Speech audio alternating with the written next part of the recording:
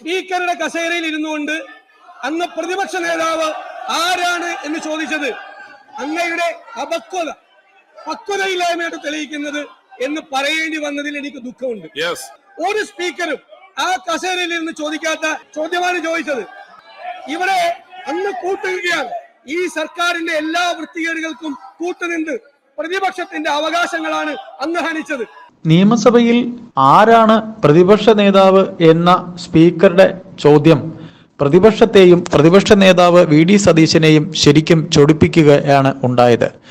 അത് ഒരു സ്പീക്കറുടെ പക്വതയില്ലായ്മയാണ് കാണിക്കുന്നത് എന്നാണ് വി.ഡി. സതീശൻ ഇന്ന് സഭയിൽ പറഞ്ഞത്. നാളിതുവരെ ഒരു സ്പീക്കറും ഇന്ന് വരെ നിയമസഭയിൽ പ്രതിപക്ഷ നേതാവിനോട് ആരാണ് പ്രതിപക്ഷ നേതാവ് എന്നൊരു ചോദ്യം ചോദിച്ചിട്ടില്ല എന്നും വി.ഡി. സതീശൻ പറഞ്ഞു. അതായത് അദ്ദേഹം ഇങ്ങനെ ഈ ചോദ്യം ചോദിച്ചത് ഭരണപക്ഷം കാണിക്കുന്ന സർവ്വ വൃത്തികേടുകൾക്കും കൂട്ടുനിൽക്കുന്നതിന് കുടപിടിക്കുന്നതിന് തുല്യമാണ് അദ്ദേഹം, അല്ലെങ്കിൽ അങ്ങനെ കുടപിടിക്കുന്നത് കൊണ്ടുള്ള കുറ്റബോധം കൊണ്ടാണ് പ്രതിപക്ഷ നേതാവ് ആര് എന്ന ചോദ്യം സ്പീക്കർ സഭയിൽ ചോദിച്ചത് എന്നാണ് വി.ഡി. സതീശൻ പറഞ്ഞത്.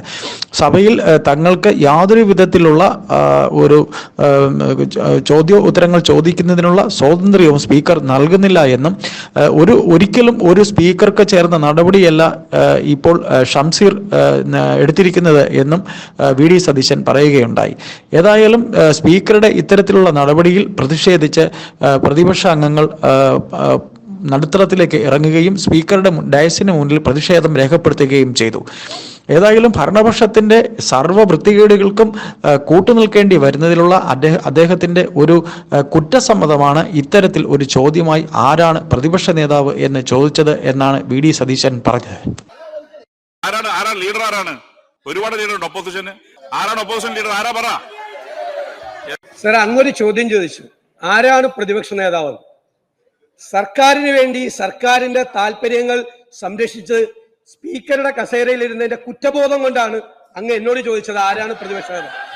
സ്പീക്കറുടെ കസേരയിൽ ഇരുന്നുകൊണ്ട് അന്ന് പ്രതിപക്ഷ നേതാവ് ആരാണ് എന്ന് ചോദിച്ചത് അങ്ങയുടെ പക്വതയില്ലായ്മയായിട്ട് തെളിയിക്കുന്നത് എന്ന് പറയേണ്ടി വന്നതിൽ എനിക്ക് ദുഃഖമുണ്ട്.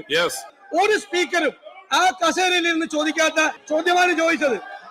ഇവിടെ അന്ന് കൂട്ടുകയാണ് ഈ സർക്കാരിന്റെ എല്ലാ വൃത്തികേടുകൾക്കും കൂട്ടുനിന്ന് പ്രതിപക്ഷത്തിന്റെ അവകാശങ്ങളാണ് അന്ന് ഹനിച്ചത്. സാർ, അതുകൊണ്ട് ഞങ്ങൾ ഈ ചോദ്യോത്തര വേള ഞങ്ങൾ ബഹിഷ്കരിക്കും.